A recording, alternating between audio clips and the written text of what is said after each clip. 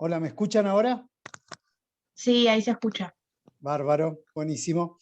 Juan, ¿me podría hablar con vos? Hola. Sí, señor, lo escucho. Bien, si se puede apersonar a la computadora, me haría un favor. No me gusta hablar con alguien que no esté. Escúcheme, ¿usted mañana va a estar disponible para Penal 2, Comisión 02, que empieza a 18:30? A ver, déjeme chequear, doctor. A ver. Sí, Comisión 2. sí. Doy yo clase mañana. Con Penal 2, Comisión 2, Zoom Sí, 12, doy yo. 18:30. Lo tengo yo, sí, señor. Bueno, ¿me podría pasar por WhatsApp, si es tan amable, número de ID y la clave para así puedo entrar? Porque no tengo ni la más pálida noción. De Ah, penal, perfecto. Sí, después ya una vez que te la doy, ya queda ella, Manuel. Así claro, que tal cual. después de la clase te la paso. ¿A qué hora querés que la Dale, abramos aproximadamente? ¿Te parece 18:20? como vos quieras. Guarda Sí, porque yo porque 18:30 mañana también sí, tengo que abrir Penal 1, Comisión 2. Entonces te abro la tuya primero, ¿te parece? como vos quieras, yo voy a estar puntual, sabés que soy más que puntual. Sí, Eh, perfecto. Por eso, después que termines la clase, te paso la clave del Zoom. Dale, dale, así la abrimos porque me toca a mí y ya doy yo de ahora en más, doy todos los miércoles Penal 2. Entonces, Perfecto. Ayer estuvo Julito con la de Ricker. sí, sabía. Bien, muy bien, Manuel. Te paso de Bueno, anfitrión y cualquier cosa te comunicás al WhatsApp si te pasa algo. Te dale, dejo dale, abierta la dale. sala. Deja abierta Abrazo. la sala, así se van integrando. Hoy cada vez somos menos. Ya somos 34 de los 100. Axel, ¿estaría Axel? No lo tengo aquí. Sí, acá estoy. No, ¿Dónde estás? no está. Ah, Tengo, está, tengo sí, un sí. poco. Axel Román. Sí, vos me habías mandado una pregunta. Sí, sí. Sobre Y el yo fin quedé en preventivo de la que, pena. Y yo Sobre quedé el, en que te la respondía hoy, porque debo decir que la problemática de la pandemia me tiene complicado. No, pero vamos a ver así. Actualizame la pregunta, así la podemos a ver si la podemos responder. sería cómo conceptualizar o cómo concretar en un concepto el principio del fin preventivo de la pena. Que si bien entiendo las teorías preventivas, no sé cuál sería el principio del fin preventivo. El fin preventivo es que no están dirigidas al individuo, sino están dirigidas al colectivo social. Por eso se habla de una prevención. Y ahí tenés una subdivisión en prevención especial, en la cual sí está dirigida al individuo, y otra que es prevención general, en la cual ahí tenés la prevención dispuesta a... Espérame un segundito.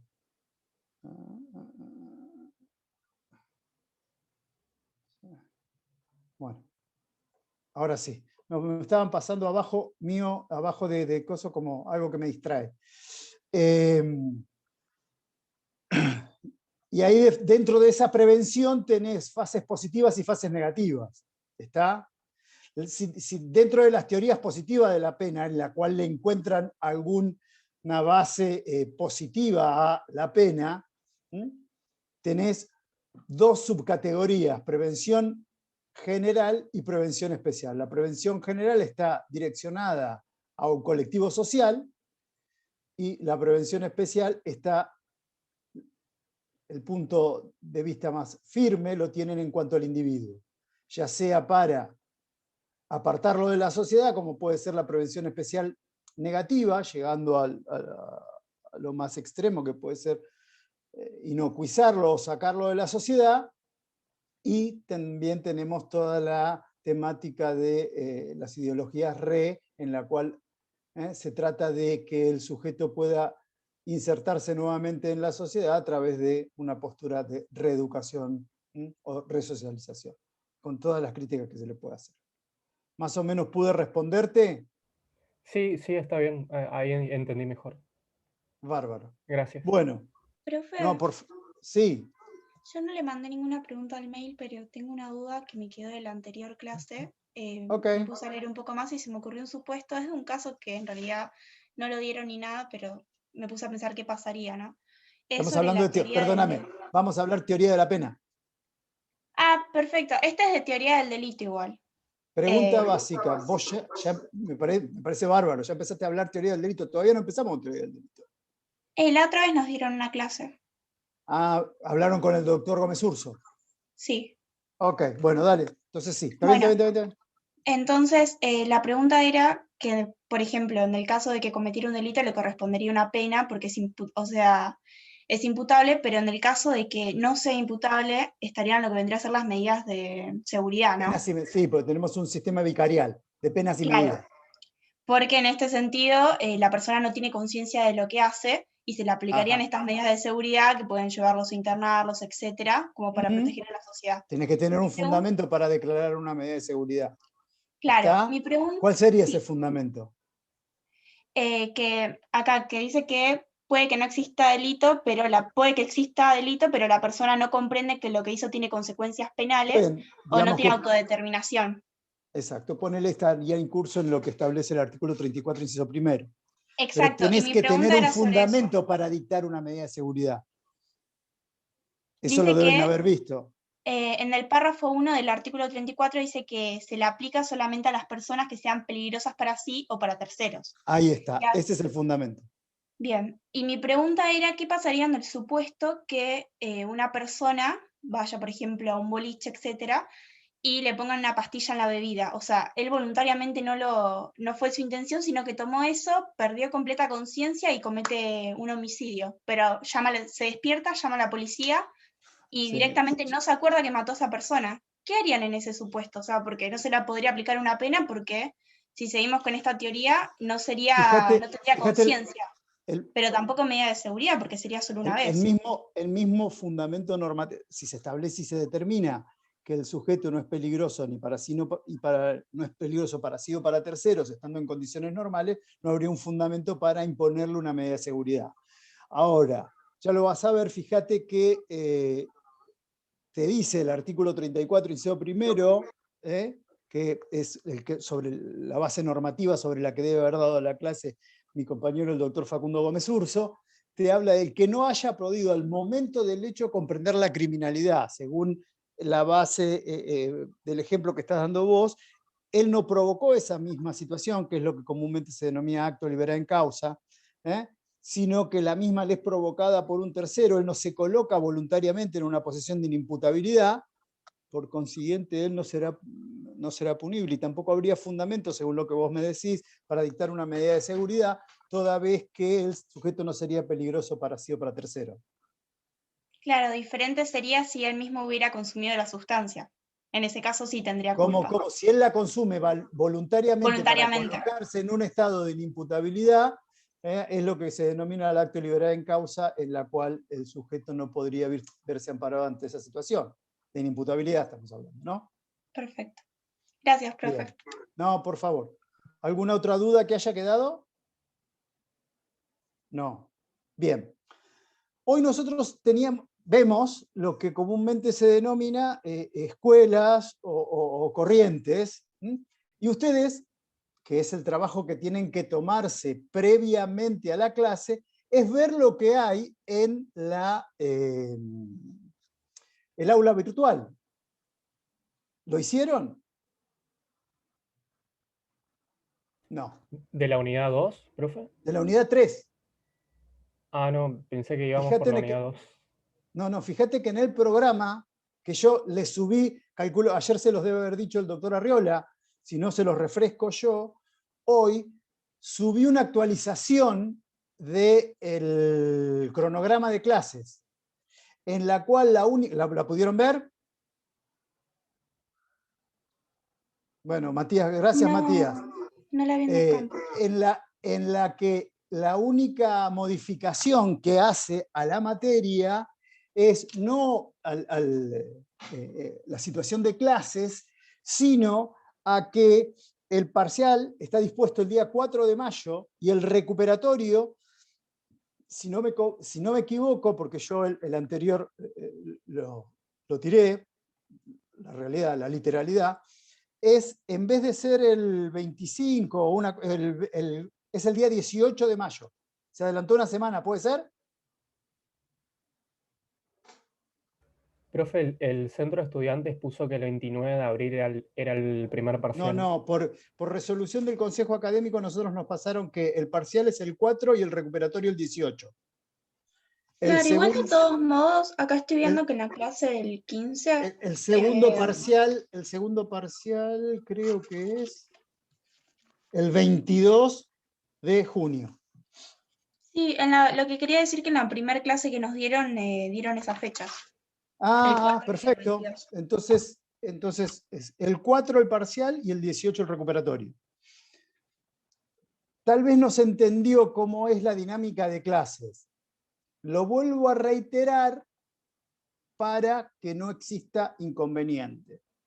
Lo que hacemos acá es, en 40 minutos, como refrescar las ideas sobre los temas que tienen ustedes que haber visto previamente en el aula virtual. Yo digo para que esto sea un ida y vuelta. Si no, yo me pongo a charlar y por ahí siempre nos quedan temas. ¿Está? Si ustedes ven después en el aula virtual, en la unidad 3 hay unas filminas que es un derrotero de todas las escuelas de pensamiento del derecho penal, si quieren ustedes también, hasta la, digamos, filmina número 10 u 11, se corresponde a lo que vamos a ver hoy. Y ya les anuncio, para la clase del martes que viene, que yo voy a trabajar más que nada con ejemplos, o sea, con resolución de casos, situaciones estas que, si bien pareciera ser que el parcial va a ser de forma presencial, pueden ser que algunos temas se les pregunte en base a la forma de resolución de casos. A mí, la clase que viene, me toca hablar nada más que ámbito temporal, pero en la clase anterior del lunes, ustedes van a ver ámbito espacial y extradición. Lo que voy a hacer es ver estas tres posibilidades y manejarla a través de ejemplos para ver cómo vamos. En el campus tienen charlas y casos prácticos para que vayan trabajando la problemática del ámbito espacial y temporal del derecho penal. ¿Está? Sí, todos me van a mirar, profe, me van a decir, la semana que viene es Semana Santa. Bueno. Profe, una consulta. Entre un poquito de chocolate y demás pueden ir mirando el campus. Sí, Mariano. Buenas tardes. Buenas tardes. Sí, quería consultar si lo de las escuelas, esto que vamos a ver, tipo las corrientes filosóficas del derecho penal, ¿sería algo por ahí? Corrientes doctrinarias, tal cual. Bien. A ver. ¿Y esto es Alianza Faroni también? Porque traté de cotejarlo con el programa y no sé si está tal cual, pero bueno. No está exactamente bien, con buenísimo. La temática de escuelas, pero... Sí, vi que estaba igual por acá. Decía, creo que el pensamientos penal, y demás, sí lo tenés. Perfecto. Sí, lo tenés. Bárbaro. Tanto Gracias. en el manual como en la versión acotada del manual que salió el año pasado. En eso está. Yo voy a tratar de, entonces, a ver, si alguien lo vio, podemos ir intercambiando ideas. Si no, yo voy a hablar de forma genérica. A ver, díganme qué hacemos. Hola. Sí, Silvana, perdón. Sí, mire, ¿qué tal? Buenas tardes. Yo quería hacerle una consulta. Todavía, desde que empezamos a cursar, yo no pude entrar al campus, o sea que no hay forma de que yo vea lo que ustedes ponen ahí, ni lo que dejan para la clase siguiente, ni nada, más que seguir el cronograma. Entonces, no te escucho bien, Pero ¿hay algún problema? ¿Tenés algún problema para ingresar? Qué raro, porque el ingreso es... Somos yo también, un montón. profe, no pude entrar, no me deja, ya mandé mail, todo, no me contestan los mails. Yo hoy me acerqué a la facultad y me dijeron que iban a tratar de resolverlo antes del fin de semana, pero desde acá para atrás no he podido ver nada. a lo mejor sí puede decir claramente qué es lo que va a subir para buscar... No, no es subir, ya está subido. Ya está todo subido. ¿Qué es el tema particular que quería que veamos de ahí? Para que lo busque en otro lado. Lo leo aparte, en los libros, directamente. Hasta que Bárbaro, lo solucionen. Escuelas de pensamiento tenés. Hasta, mira, el tema de hoy es escuelas y el tema de mañana es historia. Ambos están tanto en el manual como en el tratado de Zaffaroni, Slocar y Alagia. Mirá, acá Sofía está diciendo capítulo 7 del manual. En todos los lugares los vas a encontrar esta evolución. A ver, algunos hasta le ponen evolución histórica del pensamiento penal. ¿Tá? Creo que así lo menciona, por ejemplo, Righi y varios otros. ¿Está? De todas maneras, yo voy a mencionarles ahora a los chicos del centro de estudiantes o centro de cómputos. Perdón, y esto me sigo extendiendo, pero bueno, no importa.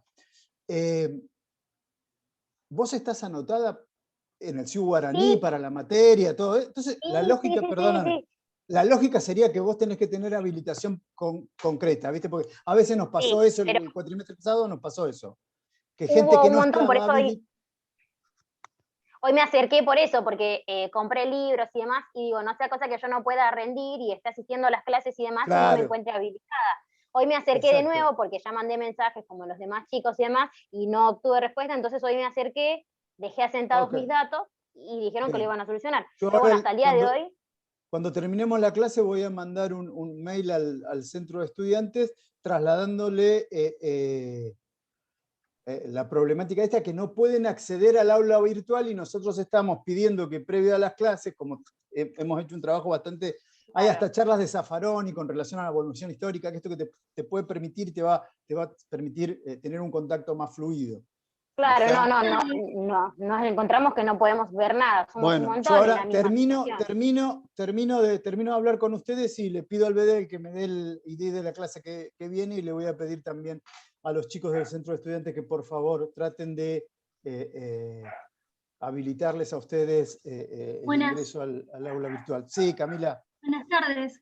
Dejé mi número de teléfono en el chat. Yo soy del centro de estudiantes. El que no puede ingresar al campus, que me escriba en WhatsApp y lo soluciona. Bárbaro. Camila, ¿Sí? ¿Vos la estás cursando? Sí, la estoy cursando. Ok, porque yo me manejo con Gonzalo Salort, ¿sí? O con la coordinadora del área nuestra, al menos la que hablamos siempre por criminología, penal, parte especial y parte general, es esta chica Imparato. Sí. Julián Imparato. Claro. ¿Está? Bueno, sí. Entonces, muy corto, solucionemos el tema. Mándenle, creo que de cada vez se arma un WhatsApp. En el cual lo tenemos. El grupo de WhatsApp está hecho, yo ya les dejé mi número por chat, así que cualquier cosa me escriben. Si me quieren dejar afuera, no tengo inconveniente, no me voy a sentir vulnerado en ningún derecho, ni cosas, cuanto menos grupo mejor. Canalícenlo por ahí. Entonces, me desentiendo. ¿Lo haces vos, Camila?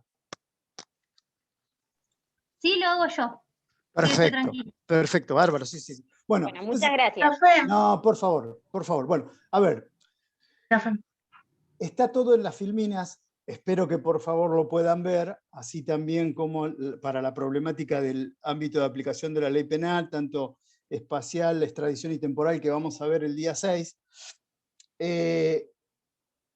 Voy a hacer un pantallazo genérico de la problemática de las escuelas, y podríamos dividirla, si se quiere, en una evolución que parte allá de la escuela clásica, con el primer, en el cual la manualística lo sitúa a Beccaria como el fundador del derecho penal moderno, en su obra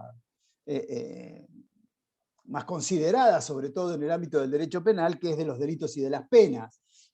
Está dentro, es uno de los autores más considerados o más característicos. Voy a hablar, a grandes rasgos voy a hablar de la escuela clásica, la escuela positiva, hablaré de la terza escuela o la escuela jurídica, después hablaré a grandes pasos de la escuela de Kiel, el finalismo, y terminaremos con el funcionalismo. ¿Está? Sí. Yo cuando me puse a leer de la escuela clásica me quedó una pequeña duda, como que no me Bueno, terminó de pero cerrar. querría empezar a hablar de la escuela Dale. clásica Sí, para sí. después poder ya vernos en la cuestión en particular y a ver si algún otro chico tiene alguna otra pregunta a realizar. Podríamos decir que la general de la manualística, vuelvo a repetir, considera a Beccaria como el fundador de la ciencia nueva del derecho penal moderno. Podríamos decir que las corrientes en Italia, sobre todo las corrientes de pensamiento, se congregan en diferentes posiciones. Podríamos decir, la primera, la escuela clásica, quien toma como base el derecho natural. El delito pasa a ser un hecho empírico para la escuela positiva, y el derecho positivo, la ley podríamos decir, para la escuela técnico-jurídica y sobre todo para todo el positivismo alemán. Vamos a tomar o vamos a tratar de trabajar sobre esta situación de escuelas, tomando como base o entendiendo a las escuelas como un cuerpo orgánico de ideas contrapuesto sobre la legitimidad del derecho del castigo. ¿Bien? Bueno, vamos con la primera escuela, la escuela clásica. Esta corriente de pensamiento tiene, si se quiere, un componente heterogéneo, incluyendo dentro de esta escuela posiciones que son diametralmente opuestas. Es más, en la época en la cual florecieron, se contradecían entre sí. Digamos que el punto común que tienen todos los que vamos a mencionar dentro de la escuela clásica, como punto de contacto era el método. El método sobre el cual operaban era un método deductivo y un punto de partida común y filosófico. Esta corriente se acuna en los postulados de la Revolución Francesa, o sea, desde el punto de vista político podríamos hablar, son cultores del iluminismo. Reivindican los derechos del hombre bajo la tutela de un Estado liberal, no intervencionista, repudia los excesos propios del absolutismo y, desde el punto de vista político-económico, es el auge del capitalismo y el predominio de la burguesía sobre la clase obrera. Desde el punto de vista filosófico, que Mariano me preguntaba, podríamos hablar que se inspira en la doctrina del derecho natural y establece como método de estudio el método deductivo. La escuela clásica, como podríamos decir postulados básicos, acoge el sistema deductivo especulativo. Consiste, ¿cuál es el? ¿Alguien sabe en qué consiste el aspecto deductivo? ¿O específicamente el deductivo especulativo? ¿No? Bueno, sigo. Parte de la afirmación de leyes abstractas de carácter general, de la cual se va descendiendo a casos particulares. Hablábamos de que uno de sus postulados básicos era el derecho natural. Habla de, en consecuencia, la escuela clásica partía de la existencia de una ley moral anterior y superior a la ley positiva. Toma en consideración que el delito es un ente jurídico abstracto y la concepción del hombre que tiene es que el hombre es inteligente y es libre. En cuanto o respecto del derecho, o la idea del derecho que tenía, no es consumido como un producto histórico, sino que es congénito a él, dado por Dios, derecho natural, a la humanidad. ¿Bien? El derecho penal tiene como cometido del estudio a la pena y al juicio, olvidándose de forma completa del delincuente. El delito es concebido como un ente jurídico abstracto que supone una relación de contradicción entre lo que ha hecho el hombre y lo que establece el derecho natural y sobre todo el derecho positivo. ¿Cómo entiende la escuela clásica la pena? La pena, tomando como base los postulados del derecho natural, es entendida como una medida de reparación o compensación por el daño causado. Entonces, nosotros ya vimos teoría de la pena. Adriana se está agarrando la cara como diciendo, me está complicando mucho la situación, ¿no? ¿A qué teoría de la pena podrían ustedes asimilarla? ¿Retribución? Muy bien, Axel, muy bien. Aquí lo que quiero es que traten de ir congeniando o compaginando ideas, ¿ok? Sobre todo con las teorías de la pena. Perfecto lo que dice. La responsabilidad penal se basa en el libre albedrío. ¿Qué quiere decir? Esto que decíamos antes. Los seres humanos son inteligentes y libres. O, si no quieren hablar de libre albedrío, podríamos decir esa facultad de autodeterminación que tiene el individuo frente a lo que está bien y a lo que está mal. Y lo cual lo conduce a una responsabilidad moral. ¿Qué hace la escuela clásica?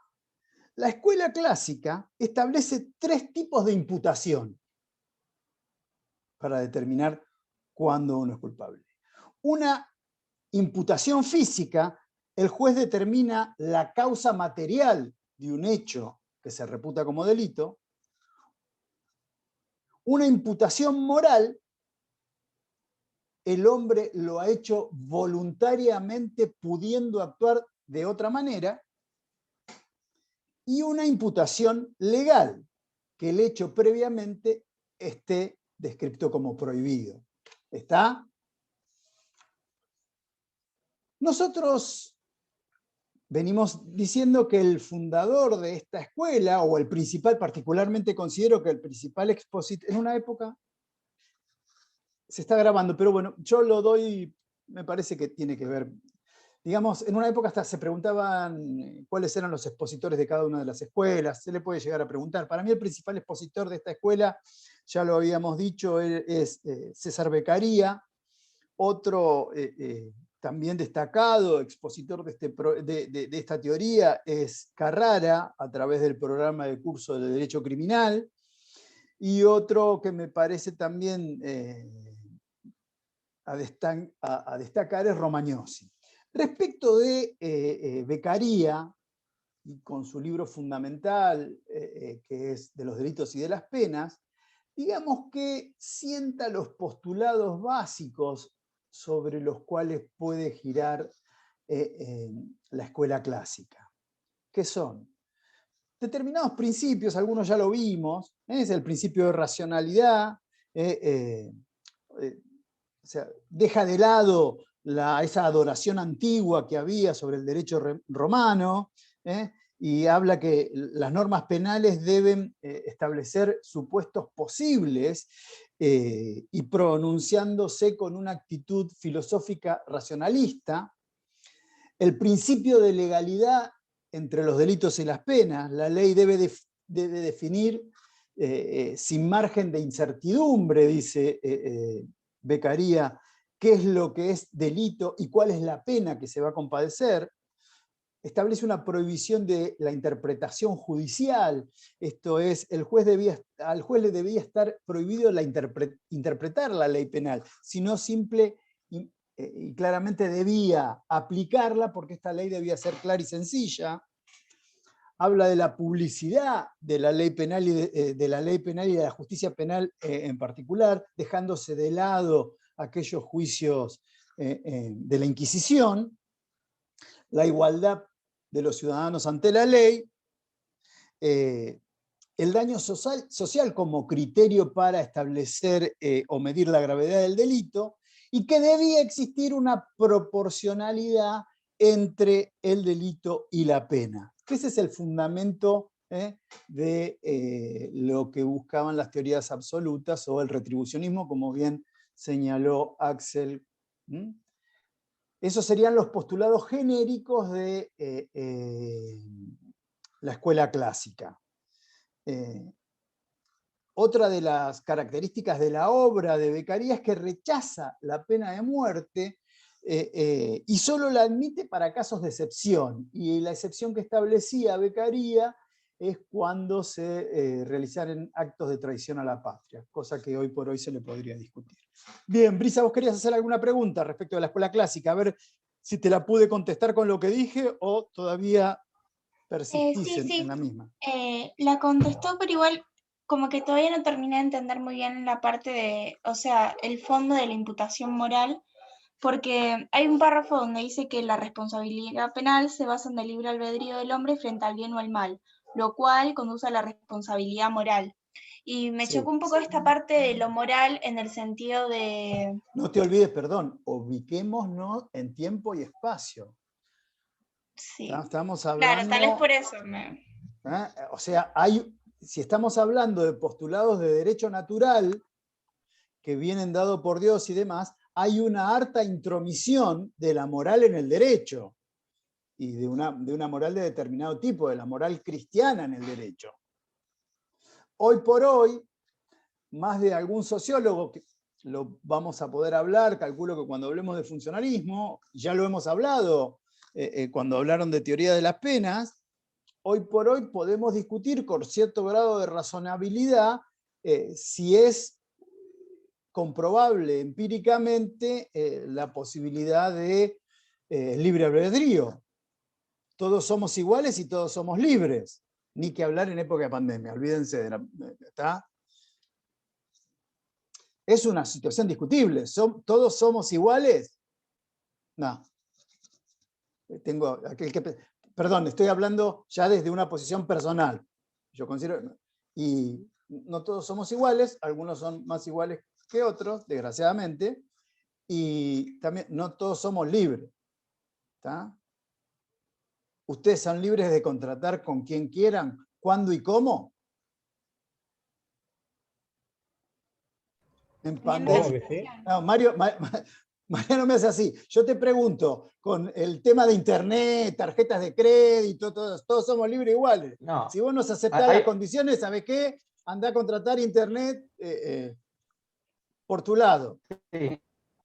Vos no podés optar. Los que tienen monopolio del Estado...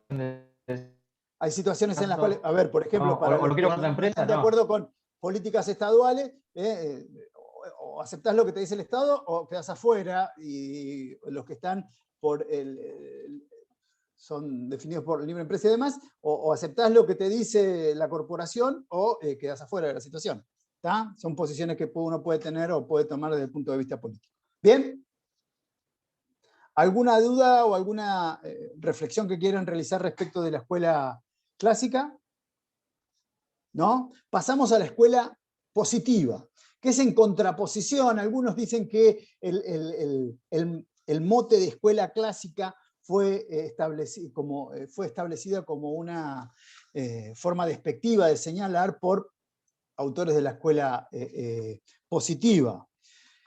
Y la escuela positiva toma como base lo que comúnmente se denomina un empirismo social. Sus principales expositores son esta triada maléfica, que lo van a ver en todos los manuales, que es Lombroso, Ferri y Garófalo. Tomando el primero, César Lombroso, el cual parte... basamento parte de la observación del estudio de los delincuentes, o sea, de aquellas personas que habían cometido delito, y crea, podríamos decir, una ciencia a la que denomina antropología criminal, la cual también establece un estudio psicológico del hombre delincuente al lado del orgánico. ¿Tá? Van a ver que Lombroso habla de aquella... En los hechos... Perdón, a ver, se me complica, debo reconocer, perdónenme. A ver, puede que también se le llame neoclásica, no, la escuela neoclásico es otra cosa. Camila.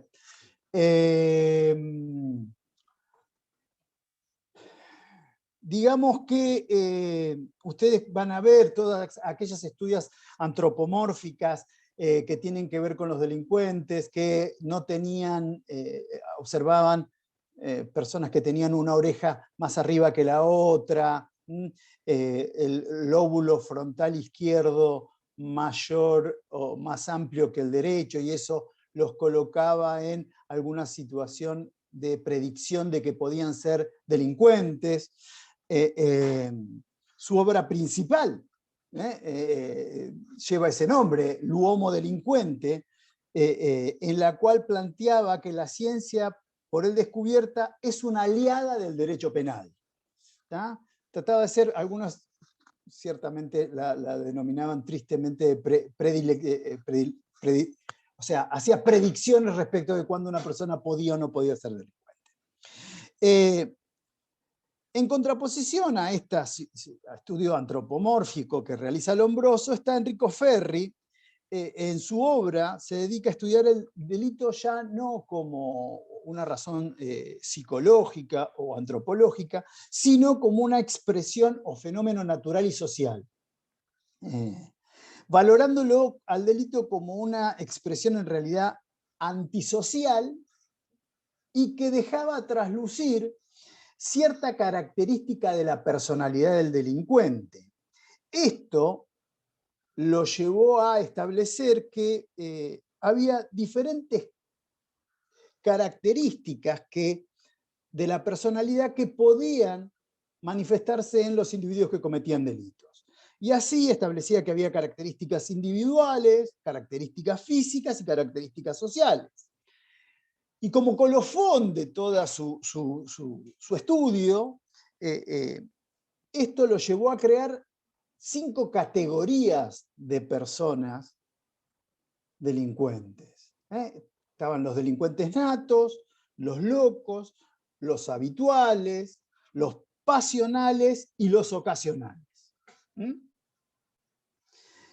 Garófalo, por último, incluye no solo elementos de la psicología, sino de la antropología, y en realidad su estudio se basaba en las innovaciones que debía hacer la justicia penal, específicamente la procesal, para defenderse de los individuos que cometían delitos. Como hice con la escuela clásica, les cito algunos autores, aparte de estos 3, de Lombroso, de Ferri y de Garófalo. Dorado Montero en España, Ramos y Eusebio Gómez en Argentina. Digamos, desde el punto de vista político, esta teoría positiva es producto del tránsito de un derecho penal liberal o de un Estado liberal clásico, si se quiere, a un derecho intervencionista, traslada el punto de las garantías individuales sobre la defensa de la sociedad. Y ahí hago un punto, porque basa todo su postulados que tienen que ver con la pena y con el derecho penal en esta teoría de la defensa social. La sociedad debía defenderse de esta clase de individuos y estaba legitimada socialmente a tomar cualquier tipo de medida para poder defenderse de estos individuos. Digamos que la escuela positiva es una reacción al individualismo principista de la escuela clásica. El método no es el método deductivo, sino por el contrario, como asociado a las ciencias naturales, el método es un método inductivo o un método experimental. Se basaba en esta observación de fenómenos del cual se extraen conclusiones generales. O sea, va de lo particular a lo general. El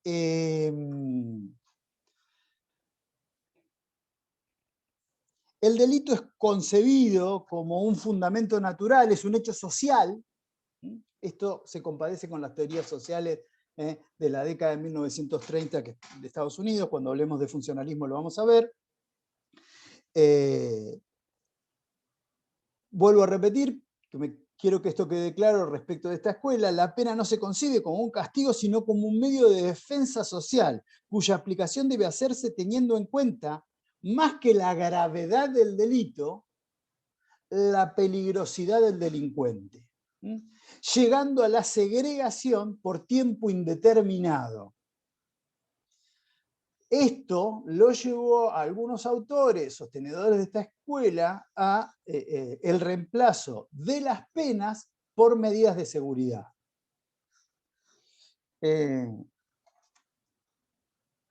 Por último, ya no basa su fundamento filosófico en el libre albedrío como fundamento de la responsabilidad penal, sino plantea en su lugar una responsabilidad social.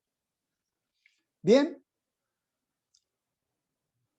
Brisa. ¿Alguien quiere hacer alguna pregunta o alguna duda que le quedó respecto de la escuela positiva? A ver, ¿es peligrosista? Sí, es peligrosista. Imagínense llevar a la situación de poder desechar a la pena como, toma la pena como medida de defensa social, no se tiene en cuenta el hecho cometido, sino la peligrosidad demostrada por el sujeto, y llevándose al extremo de plantearse la innecesidad de la pena, y sí el fortalecimiento de una medida de seguridad, va de suyo que pasaríamos de, esto ya lo vimos en los principios, de un derecho penal de acto a un derecho penal de autor. El fundamento del derecho penal sería la peligrosidad del delincuente y no el acto cometido. Esto socavaría los más básicos postulados constitucionales. Si alguien no está de acuerdo o quiere decir algo, escucho. Yo tengo una pregunta, profe. Crespo. En ese momento, ¿en qué se basaban para descifrar la periodicidad del individuo? En eso que vos habías dicho, Sí. el tema psicológico. Mira, hay un dato objetivo que es un muy lindo estudio. Hay un lindo estudio, ustedes por ahí lo habrán escuchado nombrar, el petiso orejudo. Se daba entraba en todos los cánones establecidos por Lombroso. Era una persona de baja estatura, yo estaría condenado 1,65, te imaginás que a mí me condenan por las dudas. Claro, lo que habría que decirles en estos momentos que como las mediciones antropomórficas se han visto beneficiadas con las ciencias, no, hay que decirle que la mayoría de los individuos no tiene las orejas a la misma altura, que los ojos tampoco lo tienen a la misma altura, y que una pierna generalmente es más larga que la otra, igual que los brazos. O sea que esos estudios antropomórficos no determinan de por sí que una persona pueda o no ser delincuente. ¿Bien? Profe, pero ¿no sería lo mismo, Axel. ¿no sería lo mismo de lo que Zaffaroni habla de la fisonomía del delincuente, que sigue estando presente, digamos? No, bueno, no, para. A los fines de la criminalización secundaria podremos estar de acuerdo en que si bien yo con las teorías del delito de Zaffaroni tengo algunas objeciones, cuando él habla de criminología y de la problemática de la criminalización secundaria, que se ve altamente atravesada por estos criterios de selectividad, eso se traslucen en la población carcelaria. Nadie puede discutir hoy por hoy que la mayor cantidad de personas que se encuentran prisionizadas tienen un nivel de cultura desgraciadamente bajo, responden a una selectividad del medio, ¿sí? Y mirá, hay un ejercicio práctico, yo lo hacía cuando dábamos clases. Vamos a poner que vos trabajás en una agencia de seguridad, policial, la que vos quieras. Y son las 8:30 de la noche y hay una persona, ubiquémonos en un lugar que todos conocemos, abajo de la facultad, ¿viste que hay unas paradas de colectivo? Claro. Bien. Y tenés que vos patrullar para tratar de prevenir delitos que se puedan cometer en la zona, ¿no? Y ves a un señor de camisa y corbata con un portafolio. Y al lado ves a una persona joven con gorrita y capucha arriba, bermudas y zapatilla. ¿A quién vas a parar a pedir documento? La verdad. El de capucha. ¿Viste? Hay una selectividad natural, pero bueno, eso prometo que si en algún momento cuando termine de hablar de esto y quieren quedarse hablando, al de la gorra. Sí, es cierto, desgraciadamente es cierto, desgraciadamente es cierto. Pero bueno, yo también hablo, doy clase de criminología, son temas que me gustan, o sea que lo podemos hablar en otro momento, ¿eh? Porque si no yo me extiendo, yo con mi titular me prometí que eran 40 minutos, siempre termino hablando una hora y pico, veo que ustedes no me dan bolilla con que tienen que leer. Hoy me pusieron una circunstancia a tener en cuenta que no pueden entrar a la página. Pero no me digan que de los 100 son 45. Y de los 45 que hay en clase, ¿qué? ¿Los 45 no entraron a ver las cosas? Está bien. Uno está demasiado bueno. Ya estoy grande. Puedo seguir, porque si no, no voy a llegar al... y todos tenemos que hacer cosas. Yo aparte trabajo. Bien. Pero si quieren, damos en otro momento las explicaciones que tengan. Después, a ver, como contraposición de esto, lo mismo que pasó con las teorías de la pena, podemos encontrar mix que quieren hacer una fusión entre la escuela clásica y la escuela positiva, y ahí tenemos la terza escuela, que trata de hacer una mixtura entre la escuela clásica y la escuela positiva, y la escuela de la dirección técnico-jurídica, que trata de basar sus postulados en la ley penal. Vamos a tomar otra escuela al azar, como en contraposición, que es lo que comúnmente se denomina la escuela de Kiel. Preconiza un derecho penal de corte eminentemente totalitario, que tuvo vigencia, sobre todo en Alemania, desde 1930 a 1945. No hablo de la escuela, sobre todo la escuela positiva alemana, porque eso lo vamos a ver cuando veamos la unidad 6. Aparte, yo tengo que hablar de la unidad 6, voy a hablar del positivismo alemán, y creo que también va a hablar alguno de mis otros compañeros. Si no, háganmelo recordar y lo hablamos. Digamos que la escuela de Kiel, el postulado lleva a cabo una clara crítica frontal de los postulados del derecho penal liberal alemán, dando paso a ideas totalitarias bajo la órbita del Estado Nacional Socialista, cuya máxima expresión fue el Tercer Reich, ¿no? Su vocero más destacado fue Damm. Las bases del derecho penal de la escuela de Kiel, la pretensión máxima fue la de renovar y cambiar todas las concepciones imperantes que fueran fruto de la Revolución Francesa, diciendo que la Revolución Francesa era culpa de maniobras de los masones y los judíos, ¿no? Con esas entidades enfermizas que tenían esas concepciones. La fuente suprema del derecho penal era la concepción jurídica, o sea, el derecho penal y todo el derecho debía estar direccionado a la protección del pueblo alemán y a cumplir con la voluntad del Führer. Se abolió en consecuencia el principio de legalidad, dando paso, aboliendo el principio de legalidad, dan paso a la aplicación retroactiva del derecho penal y a la analogía. El juez no estaba sometido a lo que específicamente establecía la ley, sino a los dictados superiores del Führer.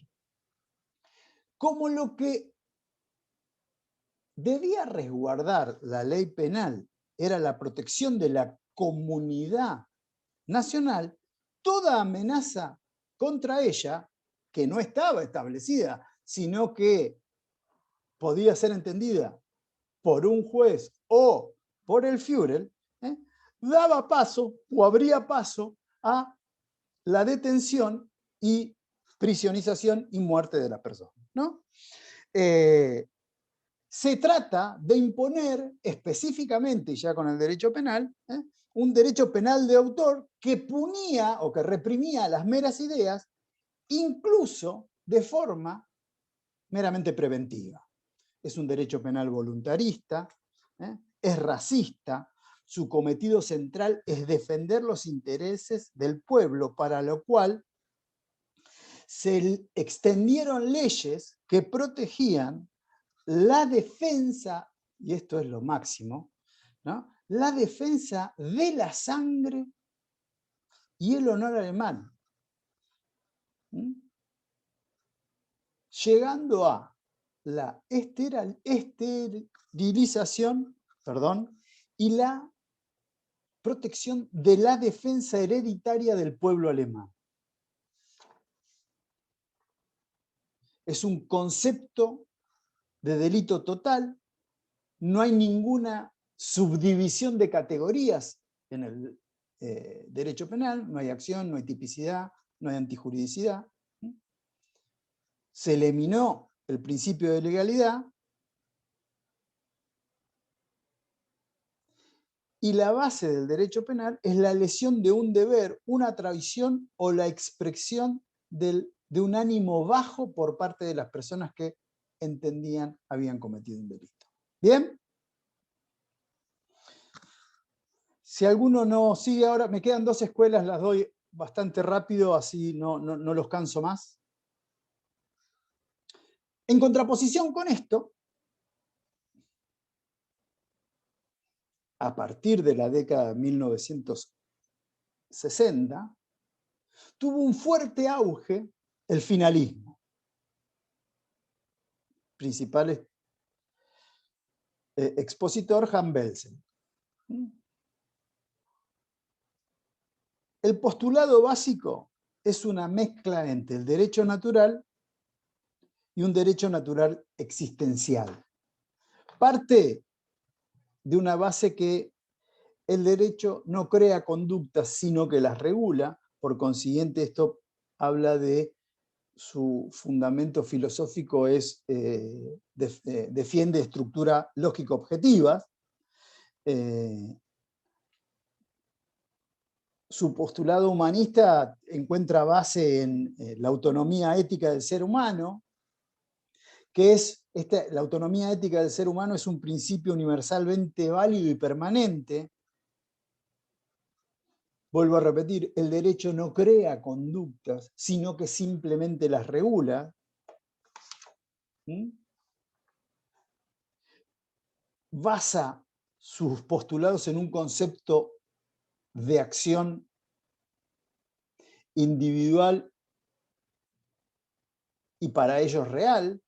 ¿Qué es la acción? Y esto les va a servir cuando veamos acción, la unidad, creo que 6 o 7, no lo tengo aquí, 7. La unidad 7, la unidad, si quieren, Mariano ya está con virome en mano, es la voluntad finalmente dirigida para el finalismo, es la piedra basal de sus postulados. Para el finalismo no hay voluntad sin finalidad. Toda acción humana es voluntaria, finalmente dirigida. Y la culpabilidad es el reproche que se le dirige a una persona por no haberse, podríamos decir, por no haberse motivado de forma concreta y directa y racional en la norma que establece cómo se debe comportar una persona ante una situación determinada. O sea que también trabaja sobre el libre albedrío. Somos libres de elegir si realizar la conducta descrita como debida o voluntariamente decidimos actuar de manera contraria. Y si decidimos actuar de manera contraria, se nos va a dirigir un reproche. Que ¿cómo se manifiesta ese reproche? A través de la pena. ¿Bien? Ahora, en contraposición de esta teoría, viene la última, de la que vamos a hablar en el día de la fecha, que es el finalismo. Perdón, que es el funcionalismo. Que van a encontrar, sobre todo en Argentina, 3 vertientes. Que creo que las vimos, si no me equivoco, Axel, vos que se ve que de teoría de la pena has leído. ¿Se me fue Axel? Uy, sí, lo escucho. Dale. Vamos a ver las 3 vertientes del funcionalismo, perdón. Para vos, ¿cuál sería las 3 vertientes? Tengo mi resumen de teoría de la pena, pero no tengo nada de funcionalismo. Y a ver. Bueno, dale. Creo que no figuraba en el... Te va a servir. Entonces te va a servir. A ver si alguno me puede ayudar. No quiero empezar a decir, chicos, el parcial es el 4 de mayo, no falta tanto. ¿No? Pues hablaría muy mal de mí faltando tampoco para las Pascuas. 3 vertientes del funcionalismo. Bien. Camila, moderado, radical, y te falta uno. Camila no la puedo ver aquí porque yo soy como siempre estricto, no. ¿Cuál es el que nos está faltando? El que establece Zaffaroni, ¿se acuerdan? El agnóstico conflictivista. Esos son los 3 funcionalismos. Tienen que ver, o sea, nacen de la mano de dejan entrar las corrientes sociológicas conocidas como funcionalismo, ya que establecen que los individuos se comportan y desarrollan cumpliendo una función específica dentro de la sociedad. Si se quiere, desde el punto de vista filosófico, es un regreso de las concepciones valorativas, teleológico-valorativas. Se supera esta problemática o esta, si se quiere, polémica entre causalistas y finalistas, y se realiza una aproximación a la realidad. Pasa de un sistema, podríamos decir que da paso a un sistema que encuentra su fundamento de estudio en el estudio de los casos para encontrarle una resolución adecuada. Se interpreta el caso y se aplica la ley de forma concreta a esa situación en particular. Las distintas vertientes son una vertiente racional, que es defendida por Roxin, funcionalismo que ustedes van a ver, que habla de moderado o racional, y un funcionalismo radical, que es el funcionalismo radical de Jacobs. Tienen 2 posturas sociológicas diametralmente diferentes. Roxin sigue a Talcott Parsons y Jacobs a Luhmann. Roxin, digamos que el fin de protección me habla de una protección subsidiaria de los derechos humanos, y en cambio el funcionalismo radical de Jacobs me habla de que el fundamento del derecho penal encuentra su base en que los individuos en una sociedad cumplen un rol y ante la defraudación o incumplimiento de ese rol son merecedores de una sanción. El fin de la pena es una concepción de la pena de prevención general positiva y establece que aquel individuo que defrauda las expectativas de su rol debe recibir una pena para que esta pena sirva de modo de coerción para que los demás individuos se encuentren subyugados al cumplimiento de la pena. Roxin, creo que ya lo habíamos hablado en la clase de teoría de la pena. Él dice que una teoría de la pena no puede, no hay un solo postulado que nos permita a nosotros establecer un solo y único concepto de pena. ¿Se acuerdan? Que debía ser, depende de los momentos, van a ser las teorías que se van a tener que establecer. Y así establecía los diferentes momentos en la faz de la criminalización primaria, en la faz de cuando la pena es impuesta al individuo, y la tercer fragmento tenía que ver cuando el individuo debía cumplir la pena que se le había impuesto. ¿Se acuerdan? Por último, para así yo me quedo bien con ustedes, ¿no? Y digo, entendieron y demás. Si alguien me dice qué teoría de la pena en Roxin se daba en cada momento, le doy las gracias y nos vemos la clase que viene. A ver si alguno se anima. De los 100 que tienen que estar cursando, de los cuales hay 41, digamos, presentes. Profe, ¿qué había preguntado? Porque no pude escuchar. Sos muy buen jugador. Porque al yo repetirte la pregunta, vos vas pensando la respuesta, ¿no? Esa es una buena señal. ¿Entendiste para el funcionarismo radical? Y la teoría, y por último, y ahora te repito la pregunta. Y por último, ¿se acuerdan cuál era la concepción de la teoría agnóstica de la pena, que es la que sobreopera el Zaffaroni? Que no cumple ninguna función ni positiva ni negativa, sino es una coerción que se ejerce sobre una persona por la realización de una conducta que se encuentra descrita como prohibida. ¿Se acuerdan de eso? Que lo vimos en la clase pasada. No repara ni restituye.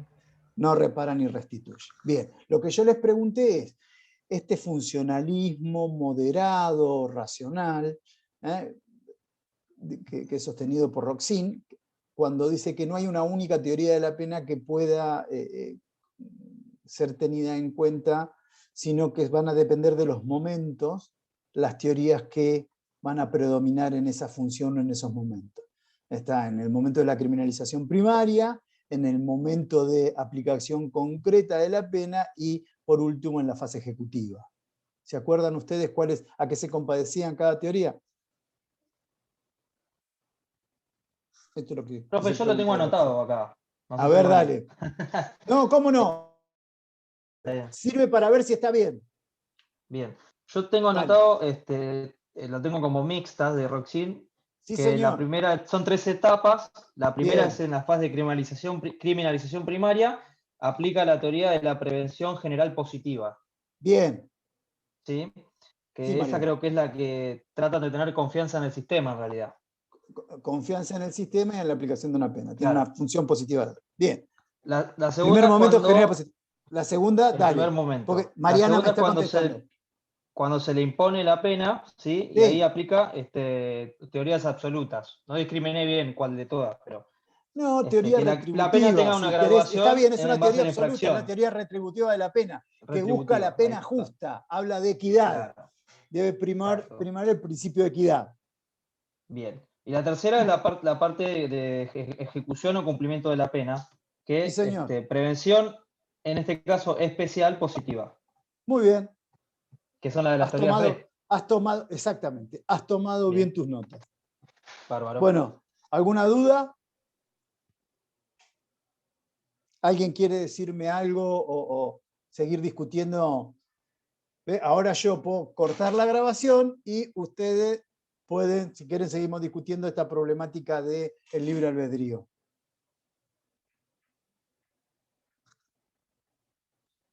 Bien. Vuelvo a hacer la misma pregunta. No tengan problema, no, yo no tengo ningún problema en contestar las preguntas que sean. Si no, no los molesto más. Perfecto, yo tenía una duda pero sobre el parcial. Ah, bueno. Sí, ya se decidió que va a ser... Para. Corto la grabación ya.